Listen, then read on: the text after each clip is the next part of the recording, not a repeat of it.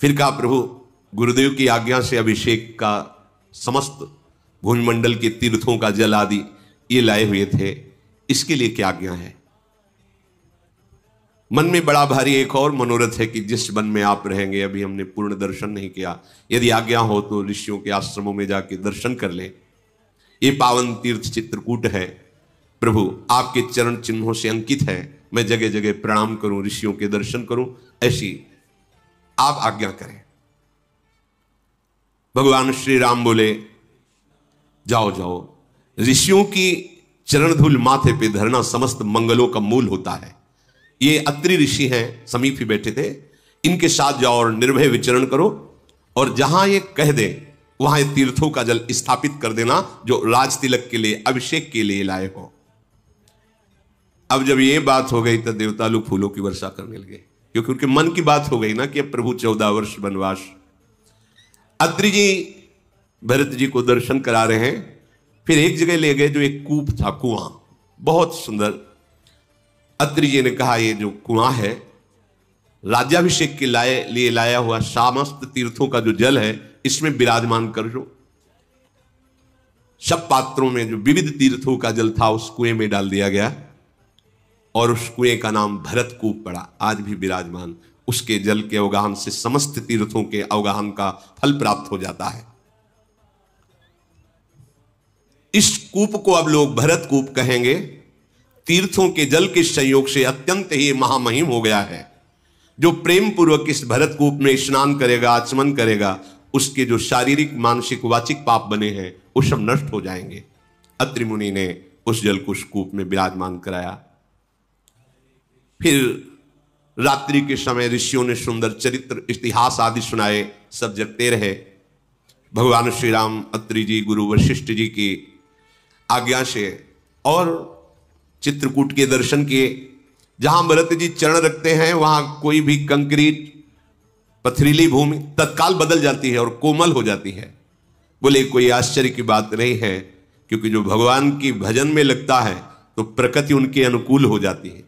ये माया तभी तक विरोधी है जब तक सच्ची भक्ति नहीं है, और सच्ची भक्ति हो जाएगी तो माया विरोध नहीं करेगी, मां की तरह दुलार करेगी, क्योंकि ये भी प्रभु की हितदासी है। मायापति प्रभु को कहा गया है, और आप प्रभु को भज रहे तो फिर फंसाएगी नहीं, ये दुलार करेगी। और जब आप मायापति बनना चाहेंगे तो फिर थप्पड़ मारेगी।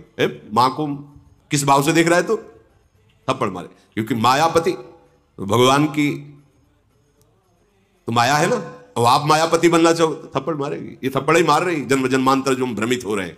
नहीं, अभी कृपा, ये माया ही तो है माइक, ये माया ही तो है शब्द, लेकिन ये माया मुक्त करने वाला बन गया, क्योंकि प्रभु से संयोग। अगर प्रभु के विमुख तो यही माया में फंसाने वाले शब्द बोले जा सकते हैं, ऐसे गाने, ऐसे रजोगुणी बातें जो तुम्हारे मन को माया में फंसा दे। ये शरीर भी तो माया है, कपड़ा भी तो माया है, बैठे वो भी तो माया है, ये भी तो माया है। गो गोचर जहां लघु मन जाई सो सब माया जानो भाई। अभी हमारे लिए बाधक हुई क्या?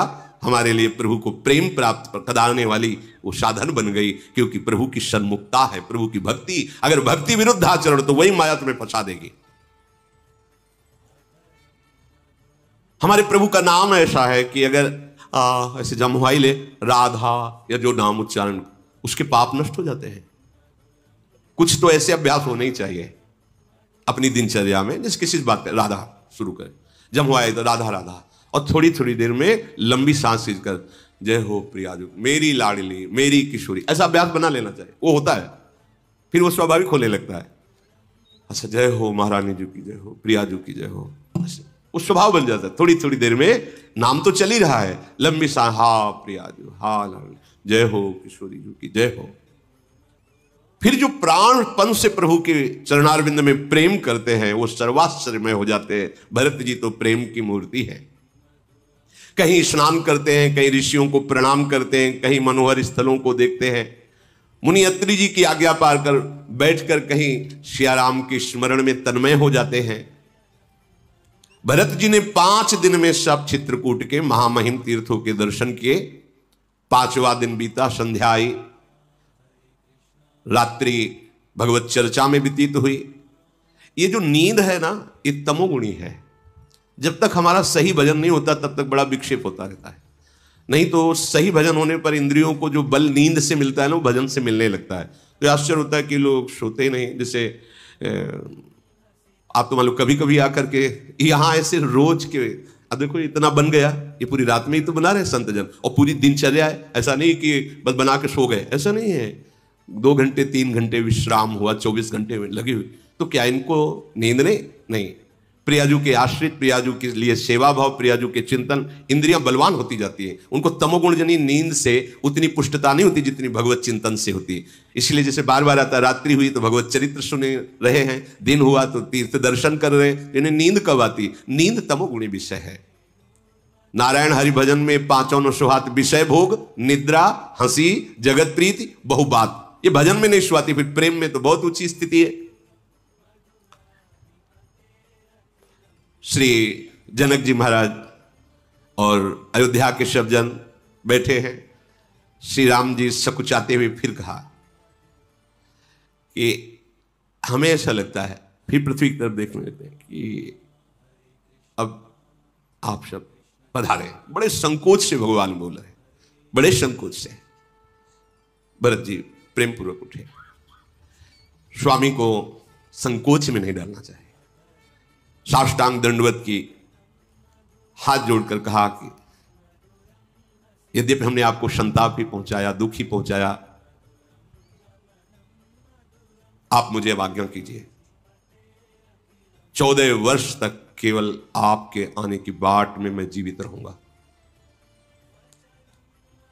दीनदयाल में प्रार्थना किया था, जीने का सहारा दे दीजिए। कौशलाधीश और कुछ जो अयोध्या वासियों की सेवा के लिए विशेष आज्ञा हो, वो आप मुझे दीजिए।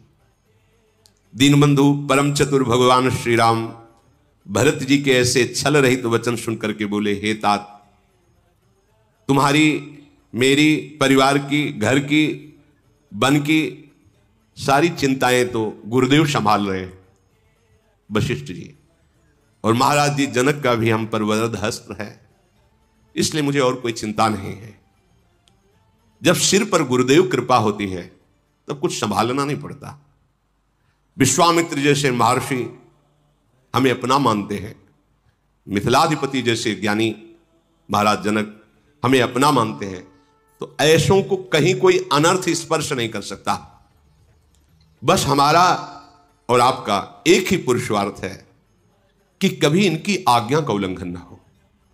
तुम्हें नहीं संभालना, संभालेंगे तो ये सब, बस तुम्हें केवल देखना है। भगवान श्री राम कह रहे कि हमारा स्वार्थ, पुरुषार्थ, सुयस, धर्म, परमार्थ, ये सब इसी में है कि कभी गुरुदेव की आज्ञा का उल्लंघन ना हो। जैसा वशिष्ठ जी महाराज कहे वैसे ही आपको चलना है। जो गुरुदेव की आज्ञा का पालन करता है उसे लोक और वेद दोनों में बड़ाई प्राप्त होती है। गुरु की आज्ञा बहुत बड़ी बात भगवान कह रहे, चले हु कुमग पग परहि न खाले। यदि आपको ऐसा लग रहा है कि ये आज्ञा तो कुमार्ग की है, तो बोले उस पर भी चलने पर तुम कभी लड़खड़ा नहीं सकते, विजय को ही प्राप्त होगे। चले हु कुमग पग परहि न, तुम्हें लग रहा है कि गुरुदेव ने जो आज्ञा की वो ठीक नहीं है, पर यदि उनकी आज्ञा पे चल गए तो वो तुम्हें लगा केवल वो पहुंचा ही परम तत्व पर देगा। चले हु कुमग पग परहि न खाले, अस विचार सब सोच बिहाई, पालहु अवध अवधि भर जाई। 14 वर्ष तक गुरु आज्ञा में रह करके अयोध्या वासियों का पालन करो। तात संपूर्ण देश, खजाना, कुटुंब, परिवार, इस सब की जिम्मेवारी गुरु चरण रज निर्वाहेगी। भगवान श्री राम कह रहे तुम्हें तो केवल महामुनि गुरुदेव वशिष्ठ जी की आज्ञा में रहना है, और माता और मंत्रीजन इनकी सलाह लेकर के ही कोई कार्य करना है। श्री रघुनाथ जी कह रहे कि हे भरत, तुम धर्म का सार आज्ञा पालन में समझो। बार बार भगवान इस शब्द पर जोर दे रहे, जैसे मन के भीतर मनोरथ छिपा रहता है, ऐसे ही आज्ञा के भीतर सारे सुख छुपे रहते हैं। केवल आज्ञा पालन। बहुत अच्छी तरह से भरत जी को आज्ञा पालन के लिए समझाए, पर भरत जी को भगवान है समझा रहे हैं, हम सबको निमित्त भरत जी को बुला रहे हैं। भरत जी का शील, गुरुजनों, मंत्रियों और समाज की उपस्थिति राम जी इतना कह करके संकोच कर रहे हैं।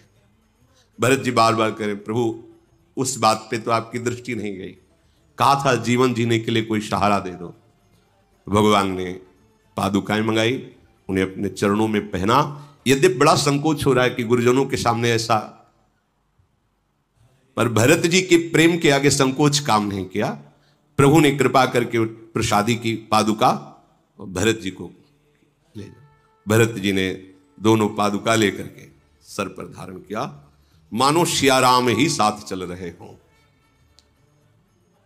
ब्रह्मावर्त बिठूर में हमने एक संत भगवान के दर्शन करने गए।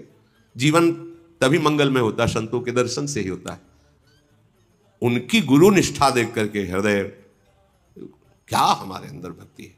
ऐसे गुरु जी की पादुका, ऐसे गुरु जी की लंगोटी से छाती में ऐसे पादुका बांध रही, हर समय रात दिन गुरु पादुका ऐसे वक्षा स्थल पर ऐसे दर्शन करे। कैसी गुरु निष्ठा, हर समय पादुका जी छाती पे ऐसे धारण किए हुए।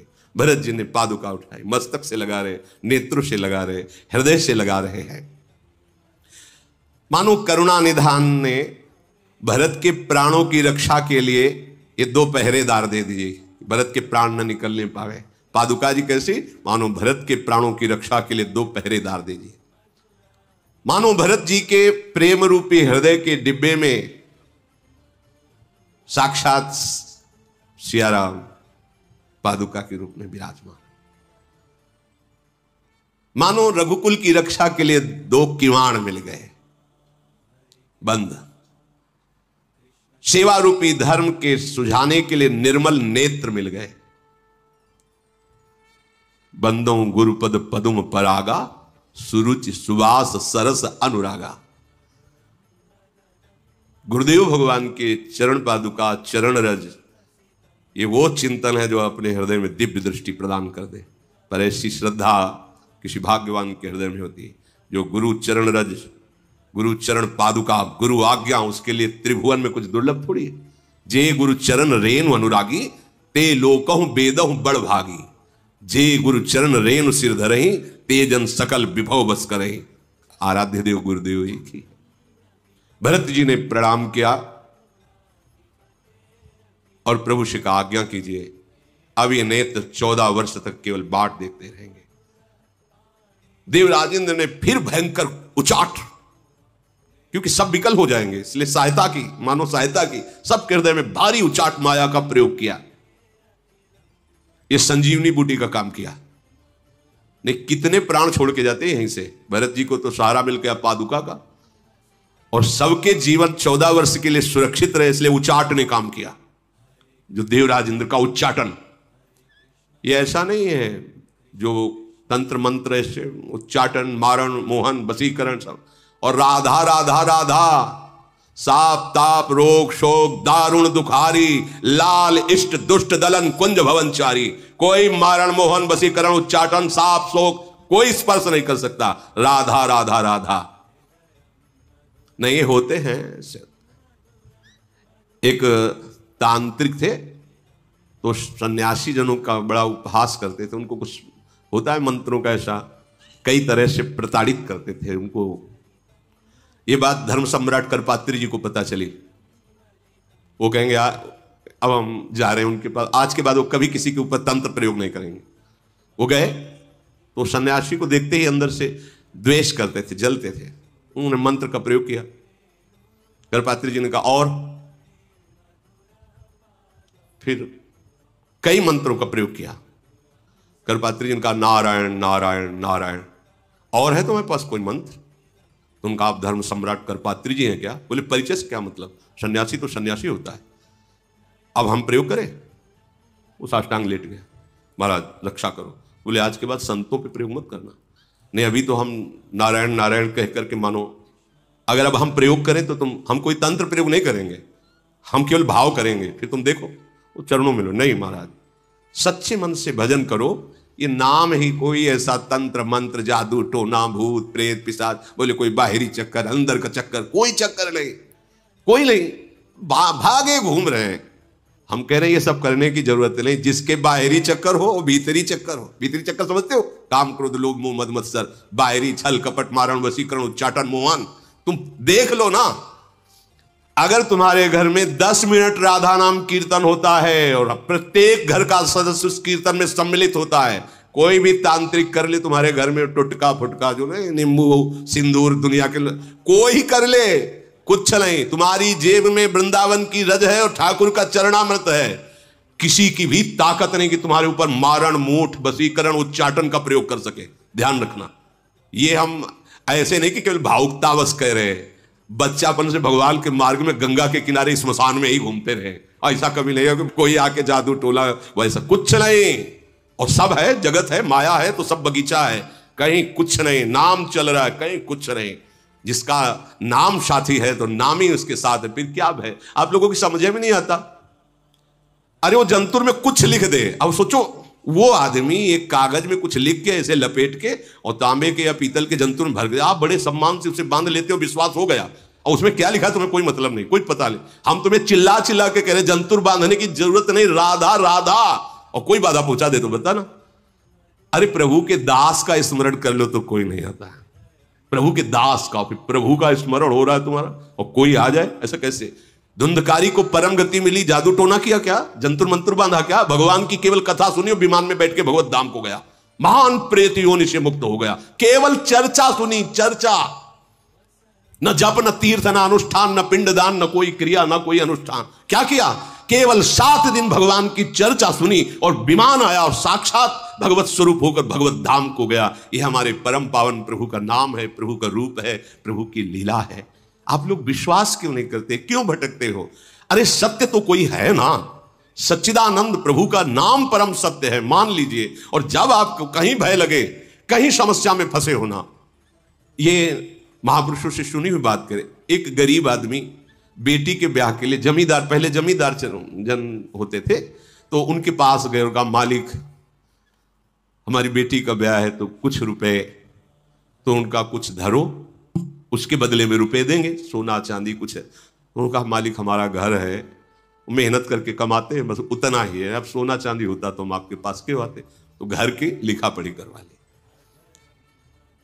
जो भी अर्थ बारात की सेवा भोजन के लिए, ब्याह हो गया, मेहनत करके वो पैसा वापस करने, ये मालिक पैसा, तो पैसा भी वापस कर लिया और कहा ठीक है कागज दे देंगे। अभी महीना 15 दिन बाद फिर सेवक से बुलवाया, उसे कहा पैसा वापस किया नहीं। बोले मालिक उस दिन दे तो गए थे, पैसा नहीं दिया, नहीं मिलेगा घर का कागज, घर खाली कर। नहीं मालिक हम तो पैसे दिए थे, आप कह रहे थे फिर कागज दे देंगे। तो थोड़ा बेईमानी करने के विचार में थे वो। तो कुछ जो गांव के पढ़े लिखे लोग थे उन्होंने कहा तुम सरकार में इस बात की रिपोर्ट करो तो आपका मुकदमा होगा, फिर वहां विजय हो जाएगी। जब मुकदमा में तो दोनों को बुलाया गया तो उनसे पूछा गया गरीब आदमी से कि तुम्हारा गवाही कौन है जब तुम इनको रुपए दे रहे थे। तो मुझे गरीब का गवाही कौन है, रघुनाथ जी थे। तो रघुनाथ जी को अगली बार तारीख में लिवा के लाना, वो साक्षी दे देंगे तो बात हो जाएगी। बोले हाँ ठीक है। उसको विश्वास था कि कौन सी ऐसी बात है जो भगवान सुन नहीं रहे, कौन सी ऐसी बात है जो भगवान जानते नहीं है, कौन सी ऐसी जगह जहां भगवान है नहीं। तो जब कोई नहीं था तो भगवान तो थे ही ना, तो इसलिए कह दिया रघुनाथ थे। तो बोले अगली तारीख को रघुनाथ को हाजिर करना और वो गवाही दे देंगे। तो जमींदार खुश हो गया कि कोई तो था नहीं, हम थे, ये थे। और वो ये समझ नहीं पाया। अब अगली तारीख को गया, बोले गवाही कहाँ है, बोले बुलाओ उसको तो आ जाएगा। तो होते ना रघुनाथ हाजिर हो, एक लकड़ी ली हुई है, 60-65 वर्ष की अवस्था। हाँ मालिक। बोले खड़े हो, इसमें तुम देखा था जब रुपए दे रहे। मैं वहीं था मालिक, मैं वहीं था जब 1 रुपया दे रहे थे, हम वहीं थे। जमींदार ने कहा तुम कब थे। बोले वो लाल वाली डायरी रखी ना, उसके 22वें पेज में जो तुमने लिख के रखा है उतने ही पैसे उसी समय वहां रखे। तो वो पैसे, क्योंकि पहले बैंक वाला काम नहीं था, अपने घरों में ही दीवालों में ऐसे छुपा, इतने नोट 100 की संख्या के इतने वो भगवान ही है, अभी भेजा जाए। भेजे गए वो डायरी, वो रुपया। जमींदार मुंह बगाड़ के रह गया। और वो जो गरीब आदमी था बार बार बूढ़े को देख रहा है कि मैंने कभी तो देखा नहीं। अब वहां कोई प्रमाण की जरूरत नहीं थी। दंड दिया गया, घर वापस किया गया, दंड दिया गया जमींदार को और उनका घर वापस किया गया और सम्मान दिया गया।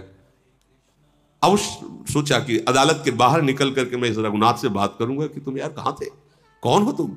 पर विश्वास था कि भगवान, जो ही बाहर निकले तो ना कोई वहां गवाह देने वाला कोई।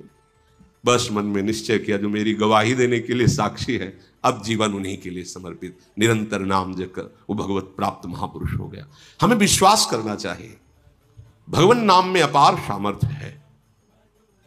यदि आपके पास नाम है तो आप सर्व समर्थ हैं। बस ध्यान रखना, डरना मत, कहीं मत डरना, अधर्म मत करना और नाम जप करना। जहां से तुम्हें डर लगे वहीं तुम खड़े होकर के आराम से बैठ करके, लेट करके चैन से देखो कौन सा डर तुम्हें छू रहा है। ये हमने देखा है, बच्चा थे तो जहां मन डरवाता गंगा किनारे, यहां कोई डर है तो हमारा थोड़ा जिद्दी स्वभाव था। अब हम डर को देखेंगे, मरने ही तो निकले यार, डरना क्या। अब हम देखेंगे कहां भूत है, बोले वहीं गए, कुछ नहीं, वहां डर लग रहा है, वहीं बैठे खड़े, राधा अंदर जो मन चल, अब कुछ नहीं, कोई डर नहीं। ये मन बहुत बदमाश है, इसकी कहने में मत बोलना। जहां तुम्हें डर लगे नाम जप करते हो, देखना वहां डर है ही नहीं। और नाम जप नहीं है तो अपने आप मन तुम्हें डरवाता और क्लेशित करता है। सब सुखों का एकमात्र उपाय, सब मंगलों का महामंगल, सब दोस्तों का दोस्त, सब रक्षकों का रक्षक, प्रियाजू का नाम राधा राधा राधा। भरत जी अनुमति मांग रहे अभी, और एक दूसरे के नेत्रों से नेत्र मिलने दीजिए, शेष चर्चा आगे। श्री राधा वल्लभ लाल की।